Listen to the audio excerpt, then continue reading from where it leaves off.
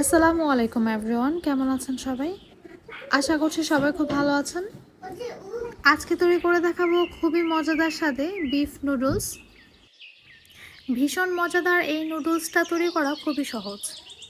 অল্প কিছু ইনগ্রেডিয়েন্টস দিয়েই এই নুডলসটা খুব সহজেই আপনারা বাসায় তৈরি করতে পারবেন। আমার এই রেসিপিটি ফলো করে যদি এই নুডলসটি তৈরি করে খান, আপনারা এটার ফ্যান হয়ে যাবেন।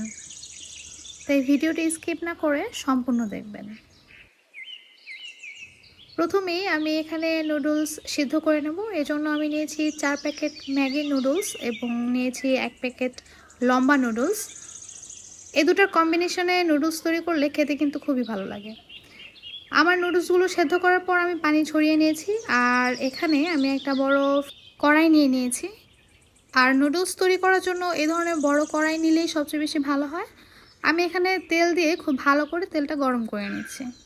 এখন তেলের মধ্যে আমি এই বিফের স্লাইসগুলোকে দিয়ে দেব। আর এই বিফ স্লাইসটা আমি ম্যারিনেট করে রেখেছিলাম 6 ঘন্টার উপরে। এটাকে আমি ম্যারিনেট করেছি সয়া সস, আদা রসুন বাটা, তারপর দিয়েছি একটু ভিনেগার আর দিয়েছি লবণ, সাথে দিয়েছি একটু রেড চিলি পাউডার।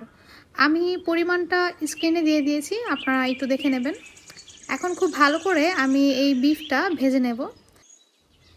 ভাজতে ভাজতে এক পর্যায়ে দেখা যাবে এই বিফ থেকেই যথেষ্ট পরিমাণে পানি বের হবে, আর এই পানিতেই বিফটাকে সেদ্ধ করে নেব।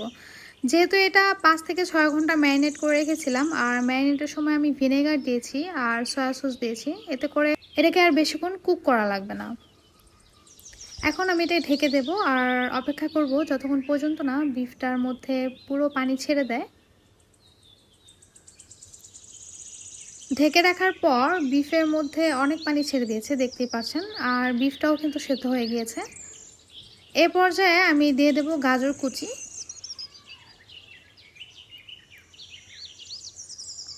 আমি কিন্তু এখানে কোনো লবণ দিইনি, কারণ আমি যেহেতু সয়া সস ভিনেগার দিয়েছি আর ম্যারিনেটের সময় আমি যথেষ্ট পরিমাণে লবণ দিয়ে নিয়েছিলাম, যার কারণে আমার আর লবণ দেওয়ার প্রয়োজন পড়েনি। এখন দিয়ে দেব আমি 1 কাপ পরিমাণ পেঁয়াজ কুচি, আর দিয়ে দেব 5 থেকে 6টা কাঁচামরিচ কুচি। এখন এটাকে খুব ভালো করে সটে করে নেব যতক্ষণ না পর্যন্ত পানিটা সম্পূর্ণ শুকিয়ে আসে। এই পর্যায়ে দিয়ে দেব টেস্টিং সল্ট। আমি এখানে 1 চা চামচ পরিমাণ টেস্টিং সল্ট দিয়েছি, হাফ চামচ করে 2বার দিয়েছি। আর দিয়ে দেব প্যাকেট মশলা, মানে নুডলসের প্যাকেটের সাথে যেই মশলাটা পাওয়া যায় সেই মশলাটাই আমি এখন দিয়ে দেব। এই সব কিছুকে এখন খুব ভালো করে সটে করে নেব। এই রান্নাটার ক্ষেত্রে আপনারা পেঁয়াজ কিন্তু আগে দেবেন না। আপনারা অনেকেই ভাবতে পারেন আমি পেঁয়াজটা পরে কেন দিলাম। যদি মাংসটা ভাজার আগে পেঁয়াজটা দিয়ে দেন তখন কিন্তু এটা মাংস রান্নার মতো হয়ে যাবে, তখন এটা নুডলসের যে টেস্টটা সেটা আসবে না। তাই আমি যে পর্যায়ে পেঁয়াজটা দিয়েছি আপনারা সেই পর্যায়ে পেঁয়াজটা ইউজ করবেন। এখন আমি দিয়ে দেবো চিলি সস। আপনারা চাইলে এখানে টমেটো সসও দিতে পারেন। আমি প্রায় 2 টেবিল চামচের মতো চিলি সস দিয়েছি।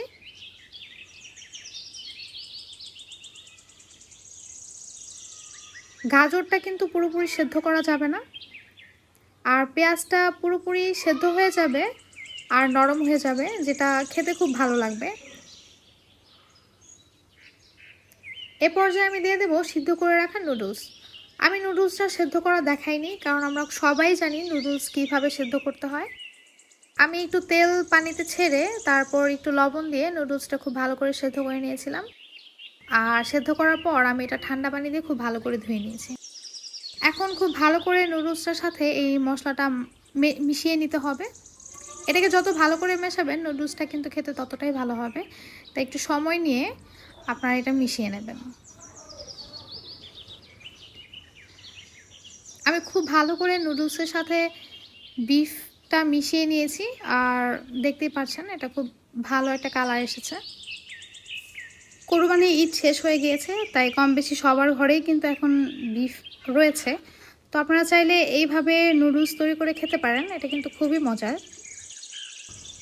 এটাকে গরম গরম সার্ভ করে নেব। এই নুডলসটা একবার তৈরি করে যদি আপনি কাউকে খাওয়ান সে কিন্তু আপনার ফ্যান হয়ে যাবে। আর নুডলসটা আমি যেভাবে তৈরি করেছি অবশ্যই সেভাবে তৈরি করবেন, তাহলেই যে অথেন্টিক টেস্টার কথা আমি বলছি সেটা আপনারা পাবেন।